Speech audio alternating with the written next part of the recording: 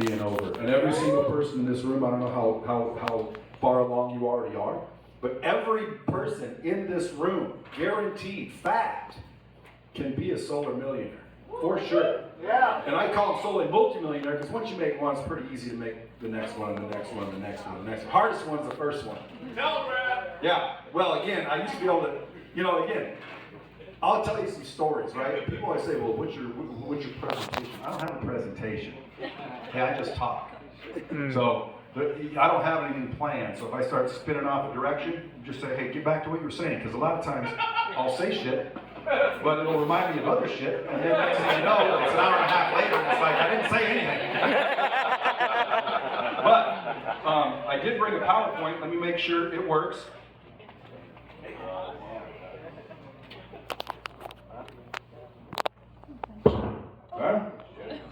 These are important.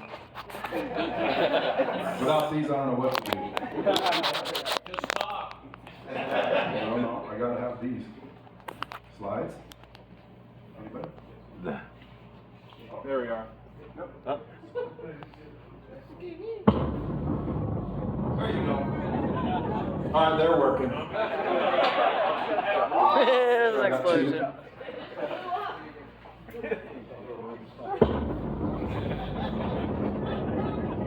Okay, they're working. The reason I built these because I do keynotes, and they always say, well, "Where's your PowerPoint?" I'm like, "Well, I don't even have a PowerPoint." They're like, "Well, what are you going to talk about?" I'm like, "I don't know. I just get up there and talk." They're like, "We paid you $50,000 to do this keynote, and you're just going to get up and randomly wing it?" I said, "Absolutely." And so everybody kept saying, "Do you have a PowerPoint? Do you have a PowerPoint? Do you have a PowerPoint?" So I said, "Fuck it." I said to my team, make me a PowerPoint. And they're like, "Well, what do you want?" And I said, "Just 50 bombs in a row." So all I got to do is, I want to press it, I just do this, and they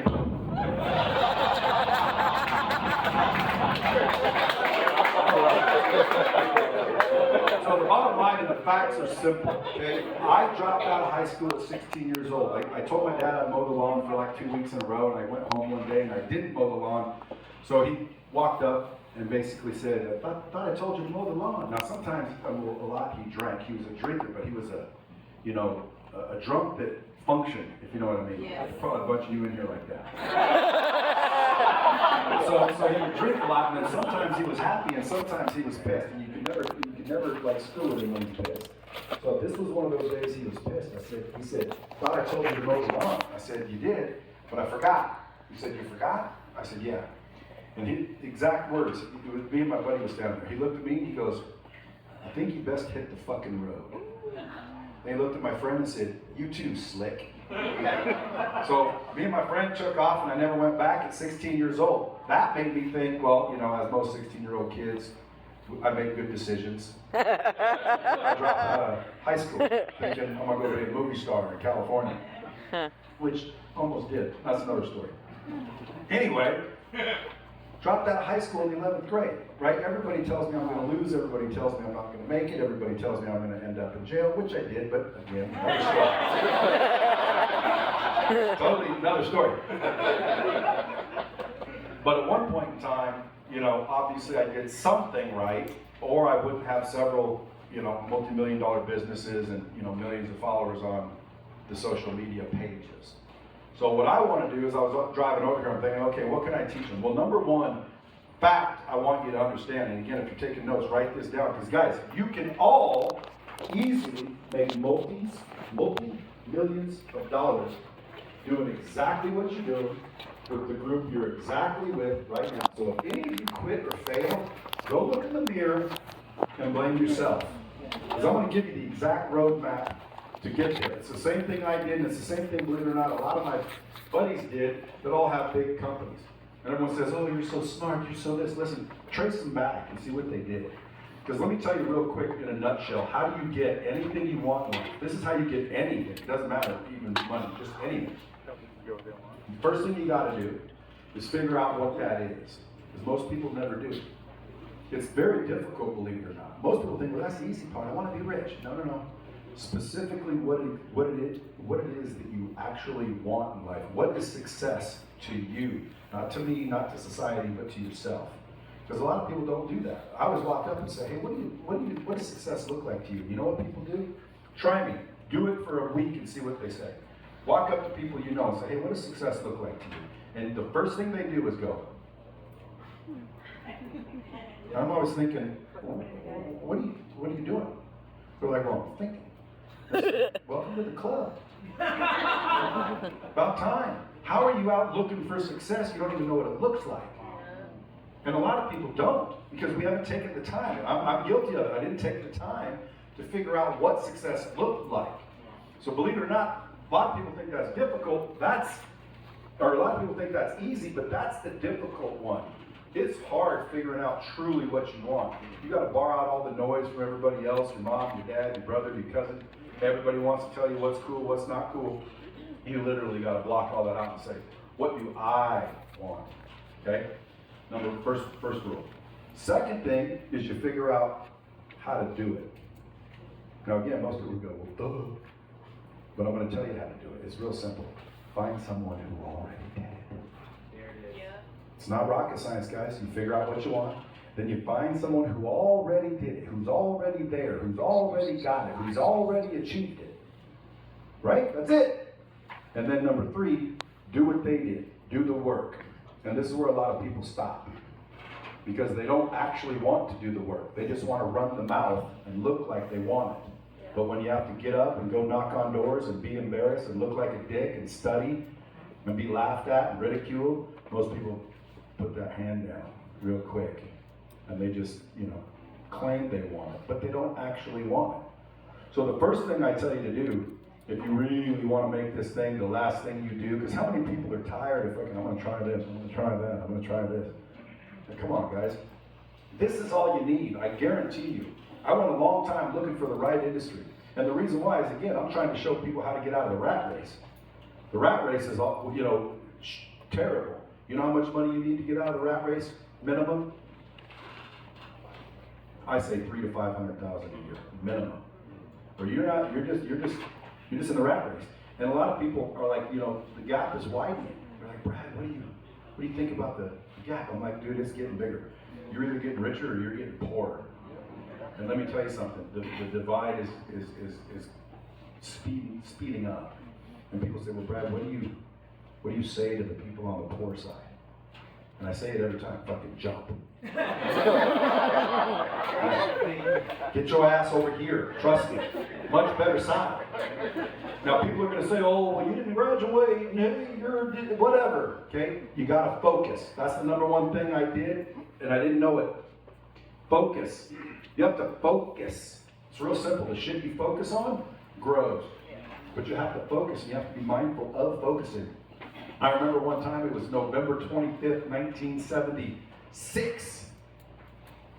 This was back in the day when only men had balls.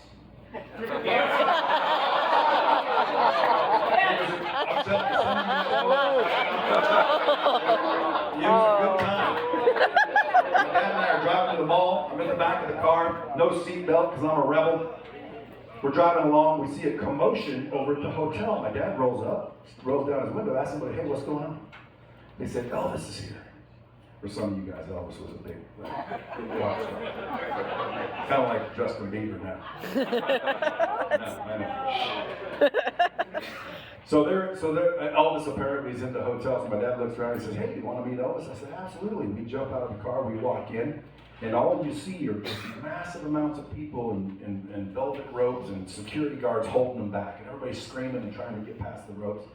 Nobody can get past the ropes. My dad looks, he stops and he says, I guess we can't meet him today. And I said, why not? He said, well, look, they're stopping everybody. And I looked over and I didn't see a bunch of people getting stopped. I saw spaces in between the legs. And I saw all the way down to where the room double doors were. I saw all the way down the path. I looked at the path. I wasn't even looking at people. I was looking at the openings. I was looking at the path. I was focused on getting where I was wanting to go. Period. So I went right under the rope, right down to the doors. Right when I walked up to the doors, almost like magic. Doors opened up. Elvis walks out. Sees me sitting there, and he says, how you doing, little man? Pats me on the head. and then walks down the hall, and everybody's screaming and freaking out. They couldn't believe it. They almost like, and believe it or not, that transferred all that coolness that Elvis had to me.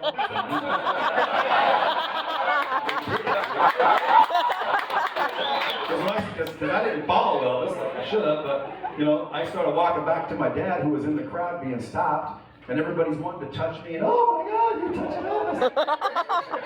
and I thought about that for a long time. I thought, all those people wanted to meet Elvis, and only I got to. And I'm telling you, it's because I didn't look at all the obstacles. I didn't look at all the challenges. I just looked at the opportunity. I just looked at the path. I focused in on what I wanted. Period. Well, it's delayed. I've been pushing it for 10 seconds.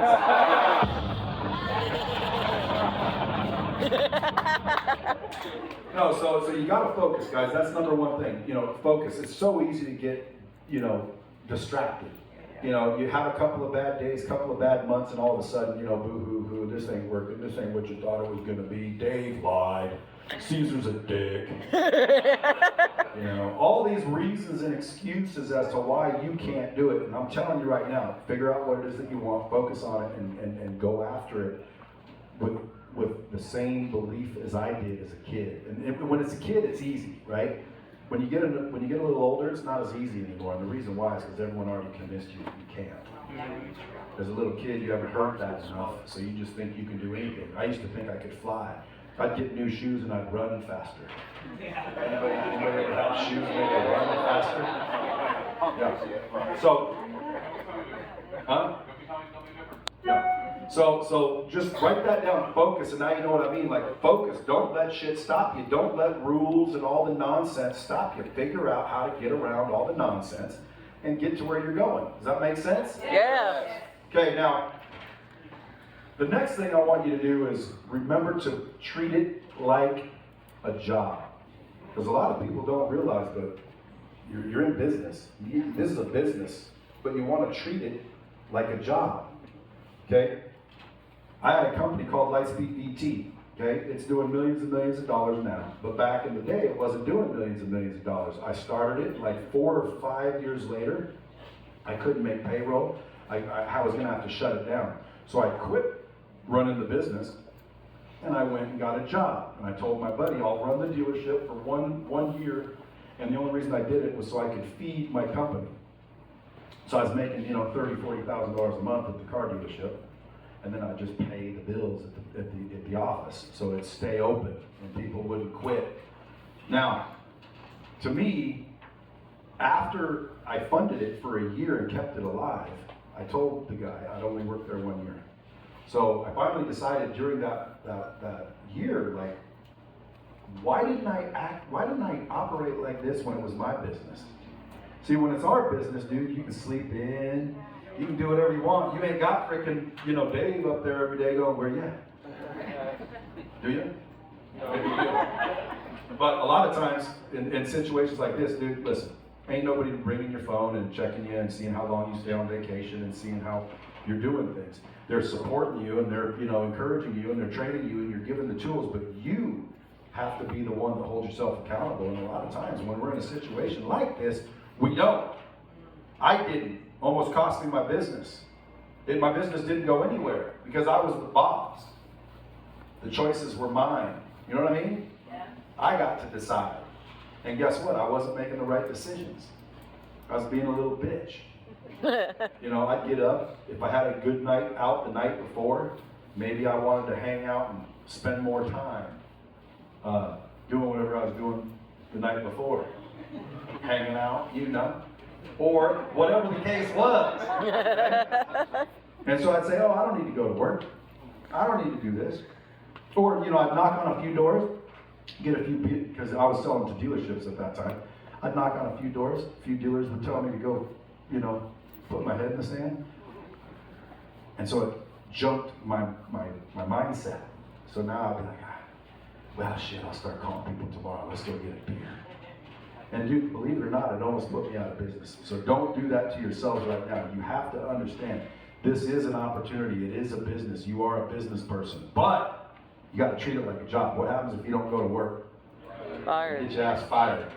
You get shut down. Because dude, I got pissed off personally. At one point in time, I just got pissed off. Like, why, man?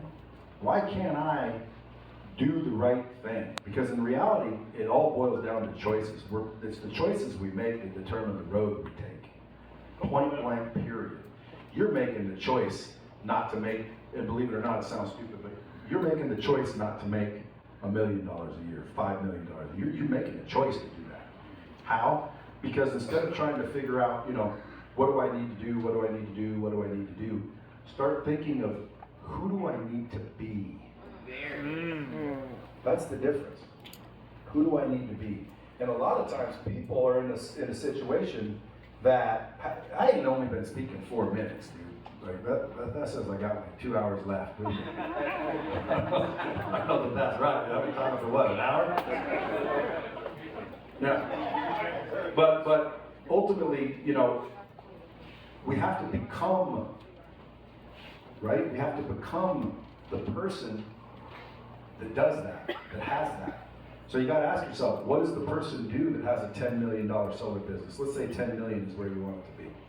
Well, what does that person do? Where does that person go? What does that person eat? What does that person, you know, become that person? I always say, in order to be, you have to become. Yes, sir. In order to become, you have to be. So all you have to do is quit figuring out what am I supposed to do, because there's already a lot of people in the solar industry right here in this organization, obviously including David and all the other people that are within the organization, that know what to do. They're out there winning already. And you say, yeah, but they're only making $1 million. My goal is 50 million. Hey, start there. Start at $1 million. Huh? What? March to $1 billion. March to $1 billion. Okay. I don't know what that is, but it sounds very. Oh, MTV, yeah, MTV. I would say if it is to be, it's up to me. I don't remember I heard that before, but that is the biggest truth I've ever seen. But the problem, again, with most people is they have what's called allodoxophobia. Anybody ever heard of that? Allodoxophobia. Write that down, Google it. It's the fear of other people's opinions. And the main reason you aren't where you want to be, ultimately, when it boils down to it, and this is the truth, whether you believe it or not, you don't think you're worth any more than you have. I had to learn this the hard way. You'll never outperform your own self-image. Yeah. So in order to raise your net worth, believe it or not, you got to raise your self-worth. And I again made the biggest mistake the longest time. Finally started realizing this, but it was too late, because subconsciously I was insecure. Subconsciously I didn't really value myself. Why? Because I made a lot of mistakes. I did a lot of dumb bullshit. I lied, cheated, stole. I did it all, and I'm sure a lot of you did. If you didn't, bullshit. You may not have done it like me, but you did it. But at the end of the day, man, because our whole lives are recorded in our subconscious, and this is the truth. And the reason why you aren't aware of it is because it's subconscious.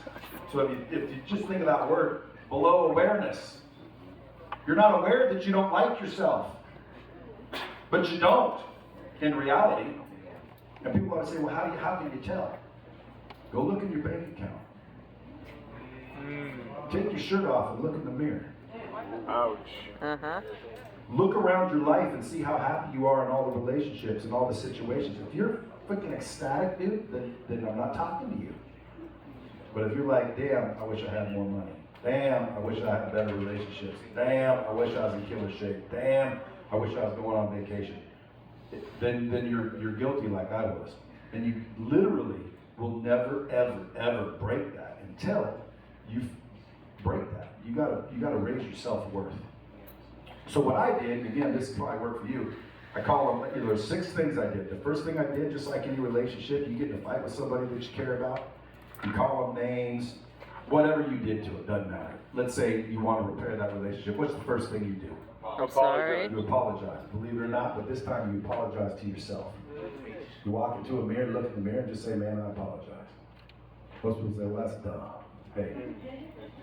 Huh?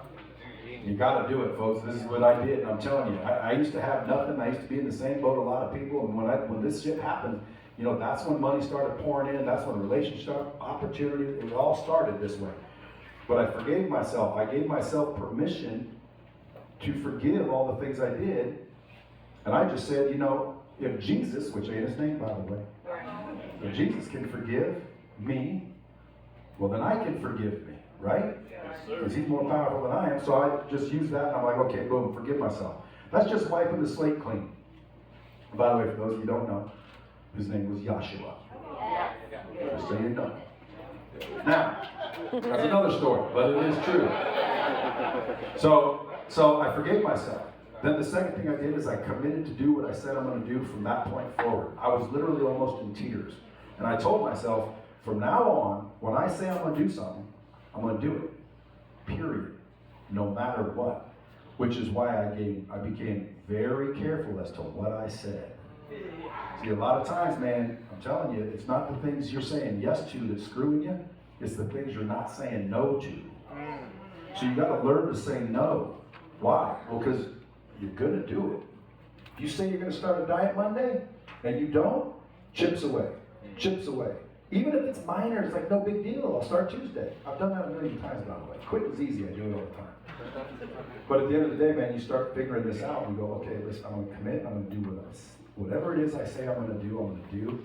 And it's more important to keep your word to yourself than anybody else. It's not about me keeping my word to you. It's about me keeping my word to me. So when I say I'm going to do something, I'm going to do it. And again, this is an exact path on how you do this. It blows your mind. Number 3, I started trying to win a lot, you know? And what was crazy is I remember confidence is really just the memory of winning. So if I started fighting with all you guys, and I beat every one of you guys' asses, and then I walked out and there was a little dude saying, "Want to fight?" I'd be like, after that, yeah. I'd have a lot of confidence when it came to fighting. Like chess, you know? My camera dude thought he was good at chess, but I whooped his ass like 4 or 5 games in a row earlier, right? Then he said, "You want to bet $20?" I'm like, yeah. I had the memory of winning. And so what I did was, I'm like, well, dude, how do I win a lot? I don't win. I'm not a winner. How do I win? I need to win. And then I realized, who decides what a win is? You do. So I started saying, you know what? Brushing my teeth is a win. Drinking water, believe it or not, is a win. I win all day doing that. Okay? Making one more phone call, knocking on one more door, going one more second, one more mile, being, you know, anything that you want to be a win can be a win, and don't let anybody else tell you your wins aren't wins, because you get to decide. So I set myself up to where everything I did all day long, consciously, was a win. People thought I was crazy. You know, I drink water. Yeah! Like, what? Drink water!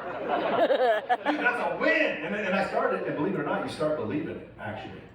And so every time you do something good, even though it's baby, and everyone else will be like, well, dude, that ain't a big deal, anyone can do that. I started winning. I started winning. And I started winning. And then pretty soon I started standing up a little bit taller. And I started smiling a little bit more. And I started feeling a little bit more deserving. Uh-oh. Don't feel deserving. Then everybody wants to tell you how you best not do that. Right? So you'll start to walk a little taller, feel a little brighter. You know, you're going to start getting like, you know, I can get a better house. I can get a better car. I mean, I can do better than I'm doing. And you start to realize, dude, you're way behind. And you start to go, Jesus, this has been my choice this whole time. Which one of these days you're all going to come to the realization like I did. How you've been choosing everything you get. Dumbass. But this is how you get out of it. This is how I got out of it. So I started racking up the wins, and then I started feeling better, and I started knowing I could do better, and I started feeling like I deserved more. And then what happened was people started telling me that I'm not correct, and you know, I liked you better before, and who do you think you are, and all the shit you hear.